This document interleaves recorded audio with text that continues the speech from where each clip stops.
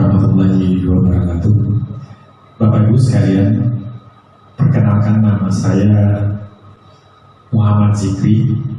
Saya adalah mahasiswa pasca sarjana pada Universitas Internasional Batam. Pada kesempatan kali ini, saya akan mempresentasikan hasil makalah atau proposal tesis saya nanti yang akan disampaikan. Adapun judul proposal tesis saya nanti adalah implikasi pendidikan hukum terhadap budaya tertib berlalu lintas di jalan raya di Pulau Marino. Presentasi ini saya buat untuk bagian dari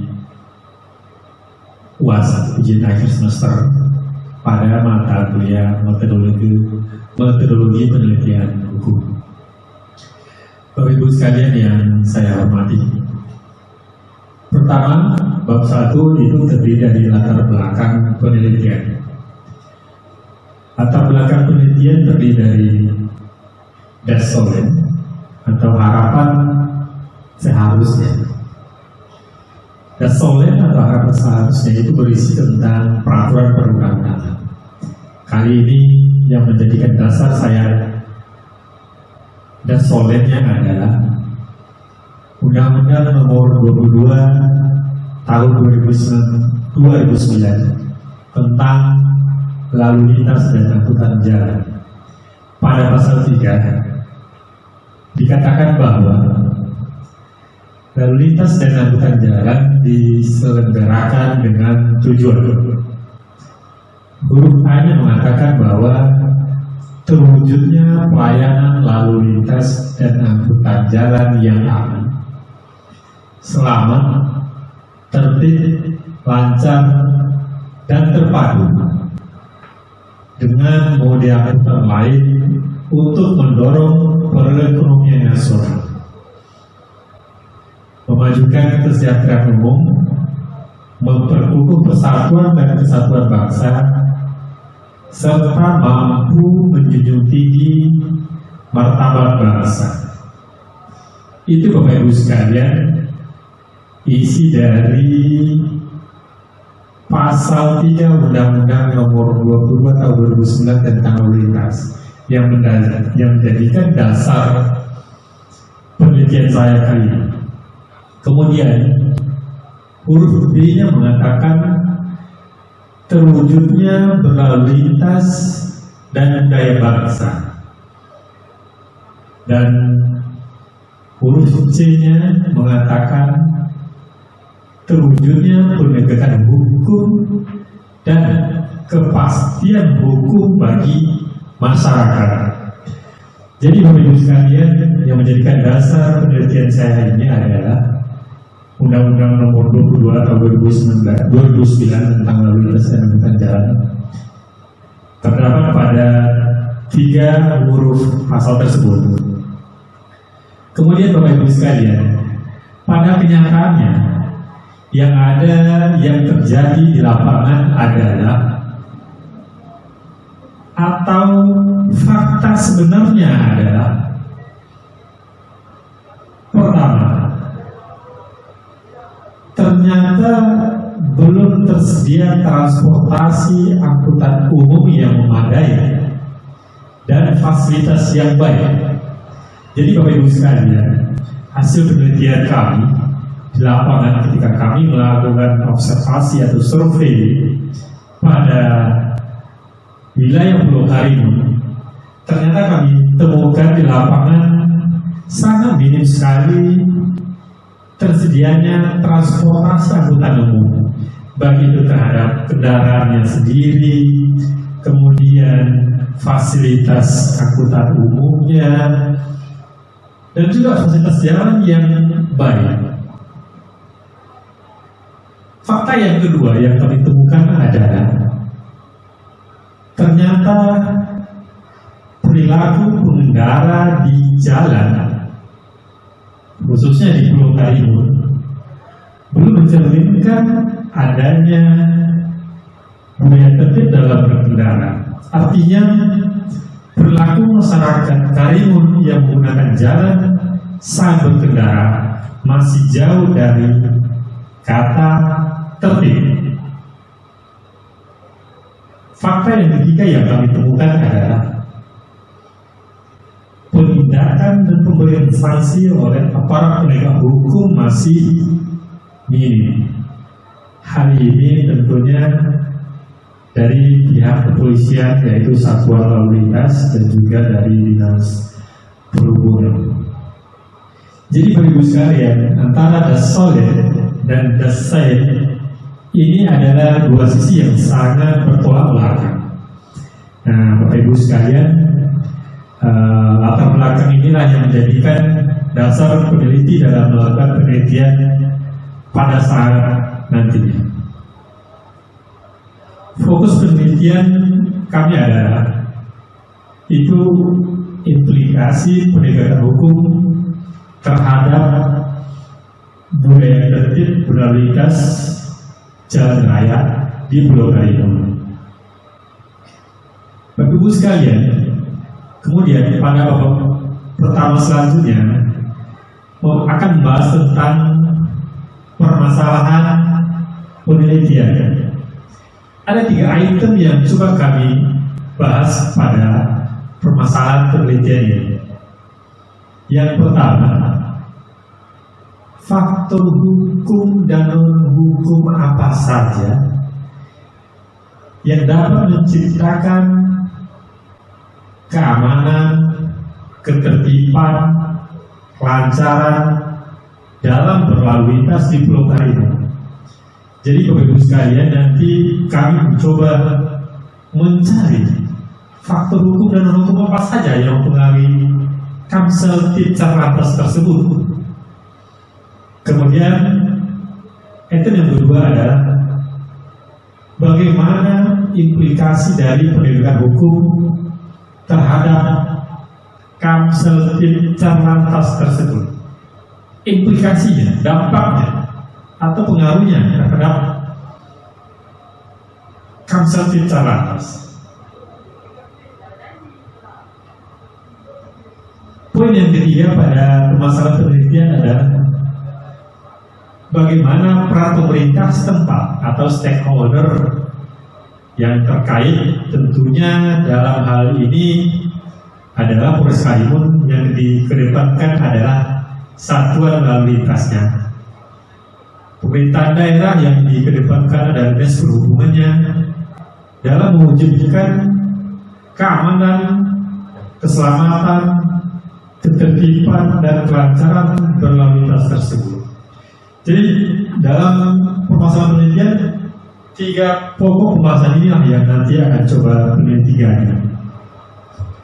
Kemudian Bapak Ibu sekalian, pada bab 1 juga ada tujuan dari penelitian. Selaras dengan permasalahan penelitian tadi, tujuan penelitian juga terdiri dari 3 itu. Yang pertama, penelitian ini bertujuan menganalisis faktor hukum dan norma hukum yang dapat menciptakan keamanan, ketertiban, kelancaran dalam berlalu lintas di Pulau Karimun. Kemudian tujuan penelitian yang kedua adalah menganalisis implikasi dari penegakan hukum terhadap Kamseltip Carlantas, yaitu keamanan, ketertiban, kelancaran dalam berlalu lintas di Pulau Karimun. Tujuan penelitian yang terakhir adalah, atau yang ketiga adalah menganalisis bagaimana peran pemerintah setempat atau stakeholder. Dalam hal ini adalah Polres Karimun, yang dikedepankan adalah satuan lalu lintasnya. Kemudian Dinas Perhubungan Kabupaten Karimun dalam mewujudkan rasa aman dalam berkendara atau dalam mewujudkan keamanan, keselamatan, ketertiban, dan kelancaran dalam berlalu lintas tersebut. Bapak Ibu sekalian yang saya hormati, Kemudian pada bab selanjutnya ada manfaat penelitian.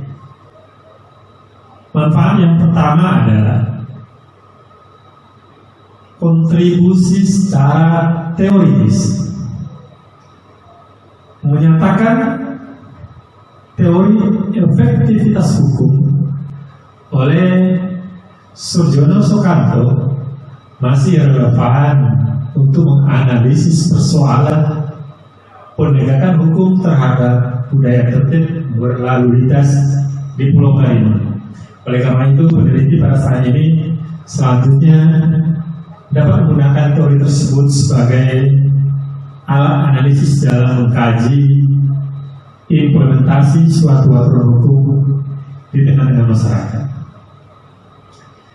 Kemudian, Bapak Ibu sekalian, manfaat dan kontribusi secara praktis atau manfaat penelitian yang kedua, yaitu pertama bagi pengguna jalan,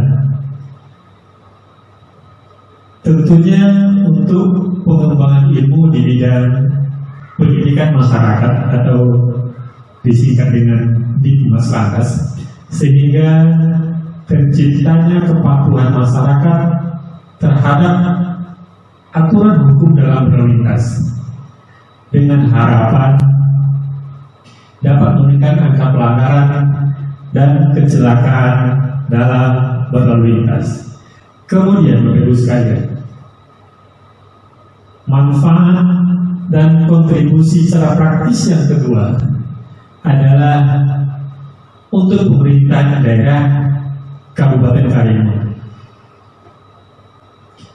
untuk mengembangkan ilmu hukum di bidang sarana dan prasarana jalan raya di Pulau Karimun, sehingga diharapkan pemerintah daerah dapat menyediakan fasilitas jalan dan moda transportasi yang baik dan memadai untuk masyarakat di Pulau Karimun. Kemudian manfaat secara praktis yang ketiga adalah bagi aparat penegak hukum, dalam hal ini Polres Karimun dan Dinas Perhubungan Kabupaten Karimun, pengembangan ilmu hukum di bidang penegakan hukum, sehingga diharapkan aparat penegak hukum dapat mengambil langkah menentukan kebijakan serta mencari solusi terhadap permasalahan ketertiban dalam berlalu lintas. Kemudian, Bapak Ibu yang sekalian, manfaat dan kontribusi secara praktis yang keempat, yaitu tentunya pada bidang akademisi. Mudah-mudahan penelitian ini bermanfaat sebagai referensi untuk memperkaya penelitian selanjutnya. Bapak Ibu sekalian, pada bab kedua membahas tentang tinjauan pustaka dan landasan teori. Pertama, tinjauan pustaka ada landasan operasional. Di sana nanti kami selaku penulis akan menguraikan pengertian-pengertian, di antaranya pengertian dari implikasi, kemudian pengertian dari jalan raya, kemudian apa itu penegak hukum, lalu lintas, pengemudi kendaraan bermotor, pengguna jalan, dan sebagainya. Bapak Ibu sekalian yang saya hormati, tujuan pustaka yang selanjutnya adalah harus memuat landasan yuridis. Seperti yang telah kami sampaikan tadi, bahwasanya yang menjadikan landasan yuridis bagi kami dalam melakukan penelitian ini adalah Undang-Undang Nomor 22 Tahun 2009 tentang lalu lintas dan angkutan jalan. Terdapat pada pasal 3 huruf A, B, dan huruf C. Landasan yuridis yang kedua adalah Peraturan Pemerintah Nomor 80 Tahun 2015 tentang tata cara pemeriksaan kendaraan bermotor di jalan dan penindakan pelanggaran lalu lintas jalan raya. Kemudian juga harus memuat hasil penelitian terlebih dahulu. Hasil penelitian terdahulu penulis menggunakan hasil penelitian dari saudara Fredrik Soanhardt dengan judul efektivitas penggunaan kendaraan bermotor terhadap siswa pengemudi kendaraan bermotor di bawah umur di Pulau Karimun. Kemudian Bapak Ibu sekalian, landasan konseptualnya nanti jika ada tentang Polres Karimun, Dinas Perhubungan, itu BP 2RT, penerapan peraturan lalu lintas dengan masyarakat. Kemudian yang selanjutnya adalah landasan teori. Landasan teori ini maksudnya adalah teori hukum apa yang akan penulis lakukan untuk menganalisis penerapan suatu aturan hukum. Karena di sini penulis melakukan penelitian yang bersifat sosiologis atau penerapan suatu hukum di tengah-tengah masyarakat, tentunya teori hukum yang cocok untuk menganalisis penelitian ini adalah teori hukum dari Bapak Sujono Soekanto, yaitu teori efektivitas hukum. Beliau mengatakan pada teorinya bahwa efektif atau tidaknya suatu hukum ditentukan oleh 5 faktor. Kami ulangi, efektif atau tidaknya suatu hukum menurut Sujono Soekanto ditentukan oleh 5 faktor. Faktor yang pertama yaitu faktor undang-undang atau faktor hukum itu sendiri.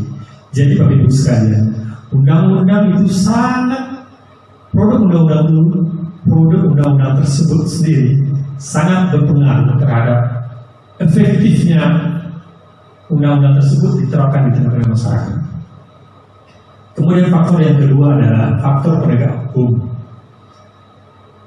Para penegak hukum sangat berkontribusi, sangat berpengaruh terhadap efektifnya undang-undang itu diterapkan di tengah-tengah masyarakat.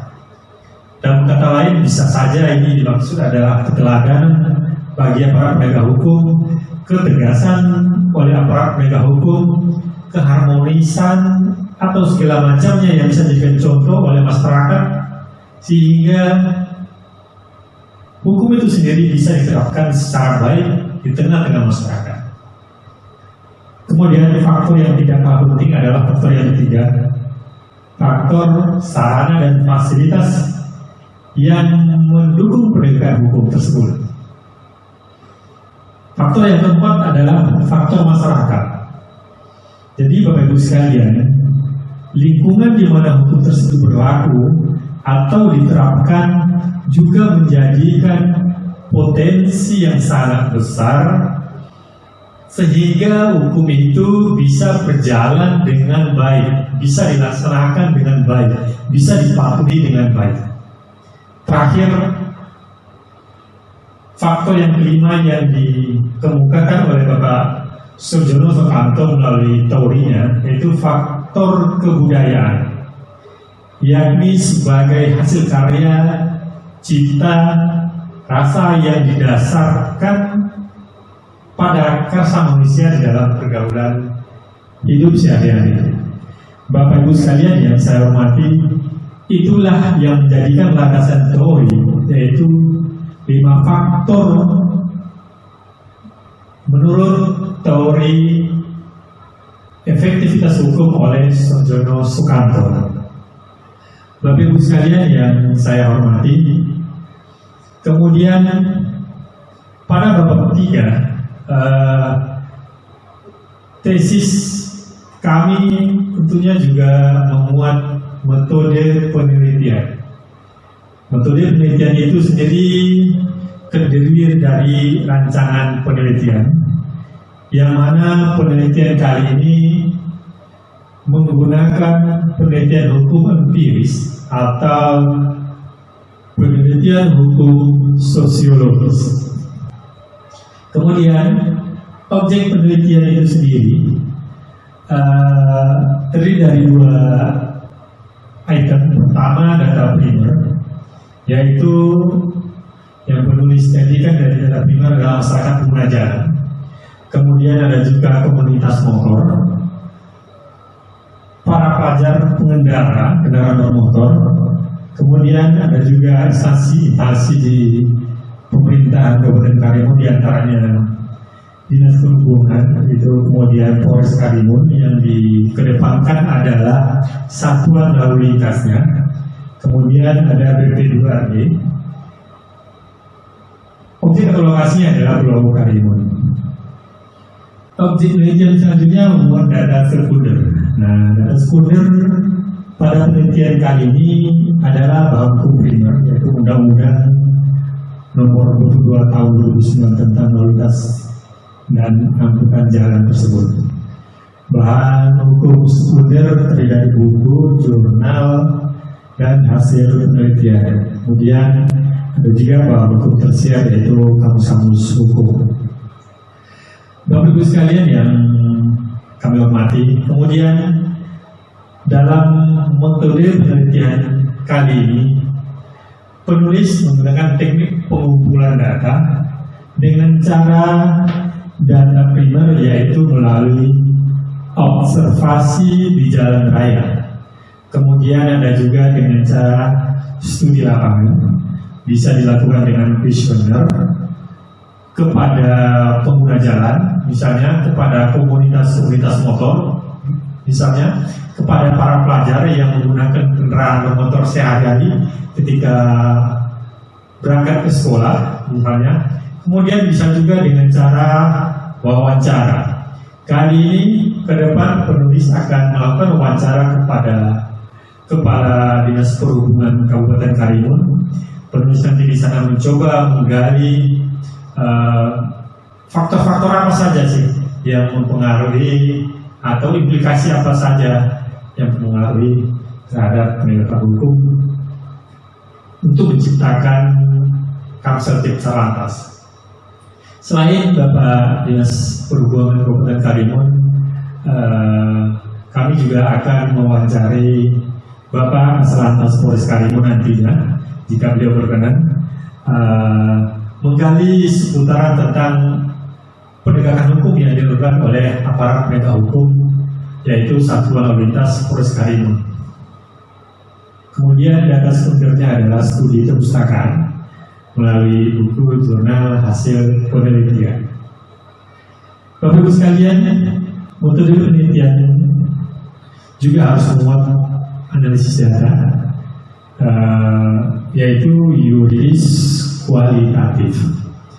Bapak Ibu sekalian, itulah yang dapat kami sampaikan dalam presentasi proposal tesis kali ini, yaitu pada mata kuliah metodologi penelitian hukum bab 1 sampai bab 3.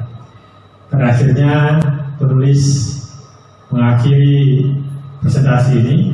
Apabila ada kata-kata yang salah atau tidak pada tempatnya, penulis mohon maaf dan memohon kritik dan saran yang membangun. Saya akhiri dengan Assalamualaikum warahmatullahi wabarakatuh. Sekian dan terima kasih.